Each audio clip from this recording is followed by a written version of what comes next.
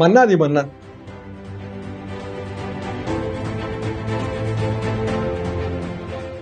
ஆயிரத்தி தொள்ளாயிரத்தி 85-87 காலகட்டத்திலே மக்கள் திலகத்திற்கு உடல்நலம் குன்றி இருந்தது. அரசியல் முடிவுகள் தாமதமாகின்றன என்கிற குற்றச்சாட்டு எழுந்து கொண்டே இருந்தது. ஆனால் எம்ஜிஆர் உடல்நலம் குன்றியிருந்த போதும் அரசியல் முடிவுகளையும் அரசியல் நிகழ்வுகளையும் தவிர்க்கவில்லை என்பதைத்தான் நாம் தொடர்ந்து பார்த்து வந்தோம். ஒரு காலகட்டத்திலே சத்யா ஸ்டுடியோவில் பல பிரச்சனைகளை கிளப்பி விட்டார்கள். அது எம்ஜிஆரின் ஸ்டுடியோ.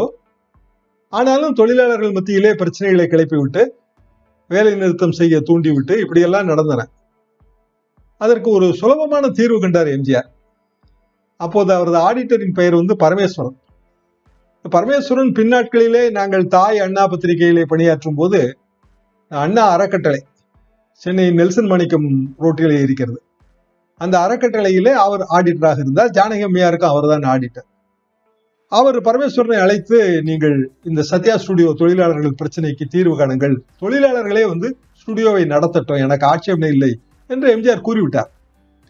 அதற்கு பிறகு சத்யா ஸ்டுடியோ நிர்வாகி அப்போது பத்மநாபன் அவர்களும் பரமேஸ்வரன் அவர்களும் அமர்ந்து பேசி 18 தொழிலாளர் அமைப்புகள் என்று நினைக்கிறேன், ஒரு ஒர்க்கர்ஸ் கம்பைன் என்கிற ஒரு அமைப்பை உருவாக்கி சத்யா ஸ்டுடியோவை தொழிலாளர்கள் ஏற்று நடத்தினார்கள். சம்பளமும் ஒழுங்காக கிடைத்தது ஒன்று. இரண்டாவது, ஒரு ஆண்டு முடிந்த பிறகு சத்யா ஸ்டுடியோவின் லாப பங்கு தொகை ஒவ்வொரு தொழிலாளிக்கும் 3500 ரூபாயோ 4000 ரூபாயோ கிடைக்கிற மாதிரி ஏற்பாடுகள்லாம் செய்யப்பட்டன. எம்ஜிஆர் சர்ச்சைகளை முற்ற விடுவதில்லை. உடனடியாக அதற்கு ஏதாவது ஒரு வகையிலே சமரச தீர்வு காண்பதுதான் அவரது பாணி அரசியல். இன்றைக்கெல்லாம் சர்ச்சைகளை முற்றவிட்டு கட்சியவே பிளக்கிற அரசியல் தான் இன்றைக்கு அதிமுகவில் நடந்து கொண்டிருக்கிறது. இதையெல்லாம் பார்க்கும்போது எம்ஜிஆரின் பழைய அணுகுமுறை எங்களை போன்றவர்களுக்கு ரொம்ப நினைவுக்கு வருகிறது. இதையும் பேசுகிறது பத்திரிகையின் ஆசிரியர் மணியன். அனைவருக்குமே தெரியும், எம்ஜிஆருக்கு மிகவும் நெருங்கிய நண்பர். மணியனின் நண்பர் வித்வான் வே. லக்ஷ்மணன், ஒரு பெரிய ஜோதிடர். அவர் இருவருமாக சேர்த்து எம்ஜிஆரை வைத்து படமெல்லாம் தயாரித்திருக்கிறார்கள். எம்ஜிஆர் அவர்கள் அந்த 85 காலகட்டத்திலே காஞ்சி பெரியவரை பார்ப்பதற்காக அழைத்து சென்றார் மணியன்.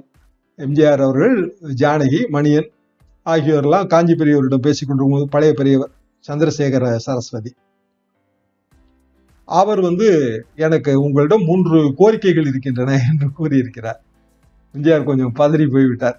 என்ன கோரிக்கைகள் சொல்லுங்கள் என்று கேட்டவுடன், பல கோவில்களிலே, தமிழ்நாட்டில் ஏராளமான கோவில்கள் இருக்கின்றன, பல கோவில்களில் ஒருவேளை விளக்கேற்றுவதற்கு கூட வழி இல்லை, எந்த வருமானமும் இல்லை, அதற்கு நீங்கள் ஒரு ஏற்பாடு செய்ய வேண்டும். இது முதல் கோரிக்கை. இரண்டாவது கோரிக்கை என்ன என்று கேட்டார். பாழடைந்து ரொம்ப மோசமான நிலையிலே இருக்கிற கோவில்களுக்கு நீங்க குடமுழுக்கு செய்ய வேண்டும். 2 கோரிக்கைகளும் அப்போதே ஏற்றுக்கொள்ளப்பட்டன. எம்ஜிஆரிடம் காஞ்சி பெரியவர் கேட்ட 3வது வேண்டுகோள் என்ன? அந்த காலகட்டத்திலே நாகசாமி என்று மிக புகழ்பெற்ற ஒரு தொல்லியல் நிபுணர் அரசு பணியிலே இருந்தார். அவர் கோவில்கள் எல்லாம் நேரடியாக போய் பார்த்து ஆய்வு செய்து பல தொல்லியல் தகவல்களை எல்லாம் கண்டுபிடித்து அவற்றை பத்திரிகைகளிலே கட்டுரையாக்கி கொண்டிருந்தார். முதல்வர் எம்ஜிஆருக்கு அது பிடிக்கவில்லை. அரசு அதிகாரி பத்திரிகைகளுக்கு நேரடியாக கட்டுரை எழுதுவது தவறு என்று நாகசாமி அவர்களுக்கு ஒரு சஸ்பென்ஷன் என்று நினைக்கிறேன், ஏதோ ஒரு வகையிலே ஒரு இரக்கம். அந்த நாகசாமியை நீங்கள் மன்னித்து விடுங்கள் என்று பெரியவர் கேட்டிருக்கிறார். எம்ஜிஆர் உடனடியாக அவருக்கு ஏதோ உள்ள உருகி விட்டது. உடனடியாக நாகசாமிக்கு பழைய பொசிஷன், பழைய நிலைமையை கொடுத்தார்கள். அதற்கு பிறகு நாகசாமி அவர்கள், எனக்கு கூட அவரை நன்றாகவே தெரியும், விஸ்வ இந்து பரிஷத் சார்பாக ஒரு சில வெப் டிவி மாதிரியான விஷயங்களை செய்து கொடுத்திருக்கும் போது அவரோடு ஒரு தொடர்பு உண்டு.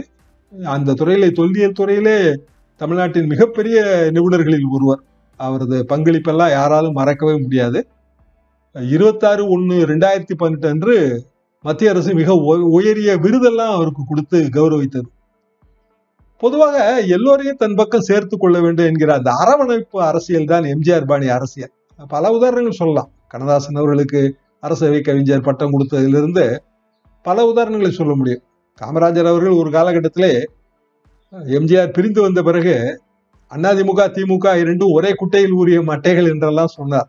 ஆனாலும் காமராஜர் மறைந்த பிறகு பெருந்தலைவர் காமராஜர் வாழ்ந்த இல்லம் அது வாடகை இல்லம் தான். அது சென்னை டி நகரிலே திருமலைப்பிள்ளை தெருவிலே இருந்தது.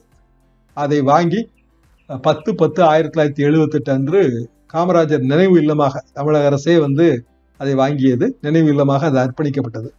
அதே மாதிரி ராஜாஜி பிறந்த நாள். ஒரு காலகட்டத்திலே வந்து மூதறிஞர் ராஜாஜி அவர்கள் திமுக கூட்டணி. அதற்கு பிறகு எம்ஜிஆர் அவர்கள் பிரிந்து வந்த பிறகு ராஜாஜி அவர்களே எம்ஜிஆரை கட்சி திமுகவிலிருந்து விலக்குவது அண்ணாவை விலக்குவதற்கு சமம் என்றெல்லாம் கூறினார். ராஜாஜி அவர்கள் தன் கனவிலே வந்து சொன்னதால் தான் அதிமுகவில் சேர்ந்தேன் என்று சொன்னார். சுதந்திரா கட்சியின் அன்றைய பிரமுகர் டாக்டர் H.V. கண்டே அவருக்கு சுகாதாரத்துறை அமைச்சர் பதவியை வழங்கி மிக பெரிய அளவிலே கௌரவம் கொடுத்தார் எம்ஜிஆர். ராஜாஜி நூற்றாண்டு விழா வந்து 10/12/1978 அன்று வந்தது. அதை மிகச் சிறப்பாக எம்ஜிஆர் கொண்டாடினார். ராஜாஜியின் திருவுருவச் சிலை அன்றைய குடியரசுத் தலைவர் P.T. ஜாட்டி என்று நினைக்கிறேன். அவர் அந்த சிலையை எம்ஜிஆர் தலைமையிலே திறந்து வைத்தார். தமிழ் புலவர்கள், தமிழ் புலமை இதையெல்லாம் பாராட்ட வேண்டும் என்பது எம்ஜிஆரின் எப்போதுமே அவரது எண்ணம். 12/8/1979 வந்து தமிழ் பண்பாட்டு மையம் அதை எம்ஜிஆர் காலத்தில் அமைக்கப்பட்டதுதான். ராண்டல்ஸ் ரோடு, அதுல வந்து ஈவிகே சம்பத் இருந்தார். சம்பத் வந்து பெரியாரின் பேரர், மிக மூத்த தலைவர். அண்ணாவிடம் கோவித்து கொண்டு போய் தனி கட்சி கண்டவர். முதலிலே தமிழ் தேசியம் பேசியவர் சம்பத் அவர்கள். சம்பத்தின் நினைவுகள் அனைவருக்குமே இருக்கும். இன்னும் சொல்ல போனால் வந்து சம்பத் உண்ணாவிரதம் இருந்தபோது அண்ணாவே நேரடியாக போய் உண்ணாவிரதத்தை கைவிடுமாறு கேட்டுக்கொண்டார். அப்போது பத்திரிகையாளர்களிடம் பேசும்போது அண்ணா, சம்பத் உங்களை விட்டு பிரிந்து விட்டாரா என்று பத்திரிகையாளர்கள் கேள்வி. அதற்கு அண்ணா சொன்ன பதில், ஒரு வைர கடுக்கன் அணிந்திருந்தேன், காது புண்ணாகி விட்டது, கடுக்கனை கழற்றி வைத்திருக்கிறேன், காது புண் சரியானதும் மீண்டும் கடுக்கன் காதுக்கு வந்து விடும் என்றார். கடைசியிலே கடுக்கன் காங்கிரஸ் கட்சிக்குத்தான் போனது. இதுதான் வரலாறு. அவர் வாழ்ந்த இடம் வந்து ராண்டல்ஸ் ரோட். அதைத்தான் ஈவிகே சம்பத் சாலை என்று பெயரிட்டு அவர் அந்த எம்ஜிஆர் வந்து 5/3/1979 அன்று அந்த அறிவிப்பு வந்தது. சம்பத் எம்ஜிஆரிடமிருந்து விலகி பெரிய அளவுக்கு எம்ஜிஆர் எதிர்ப்பு அரசியல்லாம் செய்தவர் தான். ஆனால் எம்ஜிஆர் அவருக்கு புகழ் சேர்க்க தயங்கவில்லை. அதே போல டாக்டர் அம்பேத்கர் சாலை வியாசர்பாடியிலே, அதுவும் எம்ஜிஆர் வைத்த பெயர் தான். தமிழ்த்தன்றல், அதாவது தமிழ்த்தன்றல் திருவிக பெயரிலே ஒரு விருது, சிறந்த எழுத்தாளருக்கு ரூபாய் 10,000. இதெல்லாம் எம்ஜிஆர் காலத்து நடைமுறைகள். ஆயத்தனார் அவர்கள், சீபா ஆயத்தனார் அவர்கள் இறந்த போது 24/5/1981 அவர் இயற்கை எழுதினார். அதற்கு பிறகு அவருக்கு பெரிய மரியாதைகளை எல்லாம் செய்தவர் எம்ஜிஆர். இன்றளவுக்கும் அந்த மரியாதையை தொடர்கிறது. தமிழ் கூறும் நல்லுலகின் மிகப்பெரிய பத்திரிகையான தினத்தந்தி, அதன் நிறுவனர் சீபா அவர்கள். இன்னும் சொல்லப்போனால் இன்றைக்கு வந்து கபடி விளையாட்டு இந்த அளவுக்கு பிரபலமாக இருப்பதற்கு அவர்தான் காரணம். பாரதி நூற்றாண்டு விழா அதே மாதிரி 15/10/1982 கல்கத்தாவிலே பாரதி நூற்றாண்டு விழா, அதிலே எம்ஜிஆர் கலந்து கொண்டார். தமிழக அரசு சார்பாக பாரதி உருவ சிலையெல்லாம் வழங்கப்பட்டது. எட்டயபுரம் உள்ள பகுதியிலே ஒரு நூற்பாலை அமைத்து ஒரு 400 பேருக்கு வேலை வாய்ப்பு என்று ஒரு திட்டம். நூற்பாலை இயங்கவில்லை என்று நான் இப்போது கேள்விப்பட்டேன். திருநெல்வேலியிலே கடையம் அரசு உதவி பெறும் மகளிர் பள்ளி, மேல்நிலைப்பள்ளி, மகளிர் பள்ளி, இதற்கெல்லாம் வந்து பாரதியாரின் பெயரை சூட்டியது. இதெல்லாம் எம்ஜிஆர் காலத்து சம்பவங்கள். 11/12/82 அன்று பாரதியின் முழு உருவ சிலை, பாரதி பற்றிய கலைக்கூடம், அதற்காக ஒரு 10 ஏக்கர் நிலமெல்லாம் வாங்கி அதெல்லாம் சிறப்பாக செய்தார்கள். எல்லாமே எம்ஜிஆர் ஆட்சி கால சாதனைகள் தான். டிகேசி நூற்றாண்டு விழா, டிகேசி நூற்றாண்டு விழாவை சிறப்பாக நடத்தியது எம்ஜிஆர். டி.கே. சிதம்பரநாதன், அவர் ராஜாஜி போன்றவர்களுக்கெல்லாம் மிக நெருங்கிய நண்பர், மூதறிஞர். கம்பராமாயணத்திலே மிகப்பெரிய ஆராய்ச்சியாளர். கம்பராமாயணத்திலே இருந்த பல செருகு கவிகளை, அதாவது இடைக்காலத்திலே சேர்க்கப்பட்ட கவிதைகளை எல்லாம் எடுத்து அவர் நீக்கினார். அந்த அளவுக்கு சிறப்பு வாய்ந்த டி.கே.சி. அவர்களுக்கு நூற்றாண்டு விழா கொண்டாடியது எம்ஜிஆர் தான். விடுதலை வீரர் யோகி சுத்தானந்த பாரதி அரசு நிதி உதவி வழங்கியது எம்ஜிஆர் காலம்தான். வாவேசு ஐயர் நினைவு நூற்றாண்டு விழா, அதுவும் 9/4/1981 எம்ஜிஆர் காலத்திலே வந்து எம்ஜிஆர் காலத்திலே நூற்றாண்டு விழா கொண்டாடப்பட்டது. அப்போது பாவேந்தர் பாரதிதாசன் பெயரிலே வந்து ஒரு அறக்கட்டளை அமைக்க வேண்டும் என்கிற ஒரு கோரிக்கை எழுந்தது. சென்னை பல்கலைக்கழகத்திலே ஒரு அறக்கட்டளை புரட்சி கவிஞர் பாரதிதாசன் பெயரால் அமைக்கப்பட்டது. திராவிட இயக்கத்திலே வந்து பாரதிதாசனுக்கு பெரிய மரியாதை உண்டு. அந்த மரியாதையை எம்ஜிஆரும் அப்படியே தான் பின்பற்றினார். அறக்கட்டளை வந்து 25,000 ரூபாய் முதலீடு என்று நான் நினைக்கிறேன் அந்த காலகட்டத்தில். அதே போல கவிராஜ பண்டிதர் சக வீரபாண்டியனார் அவரது நூற்றாண்டு விழா, புதுக்கோட்டையிலே சத்தியமூர்த்தி, தியாகி சத்தியமூர்த்தி, தமிழ்நாடு காங்கிரஸ் கட்சியின் முன்னாள் தலைவர், காமராஜருக்கே குரு, அரசியல் குரு. ஆற்காடு ரெட்டையர்கள், அதாவது லட்சுமணசாமி, ராமசாமி முதலியார், அவர்களுக்கும் நூற்றாண்டு விழா 16/10/1987. அதுவும் வந்து எம்ஜிஆர் காலத்திலே கொண்டாடப்பட்டது தான். கலைவாணர் நினைவு நாள், அது எம்ஜிஆர் காலத்திலே கொண்டாடப்பட்டது. இப்போதும் அரசு தொடர்ந்து நடத்தி வருகிறது. ஜப்பான் டாக்டர் கானு அவர்களுக்கு சென்னையிலே ஒரு பாராட்டு விழா நடத்த வேண்டும் என்று எம்ஜிஆர் விரும்பினார், அவருக்கு சிகிச்சை அளித்ததற்காக. மதுரை காமராஜர் பல்கலைக்கழகத்தின் சார்பிலே ஒரு பாராட்டு விழாவும், அதில் ஒரு பட்டமும் வழங்கப்பட்டது. கானு அவர்களுக்கு பாராட்டு விழாவும் நடத்தப்பட்டது. இப்படி எம்ஜிஆர் வந்து அரவணைப்பு அரசியல் என்பதுதான் அவரது ஒரு அடிநாதமாக இருந்தது.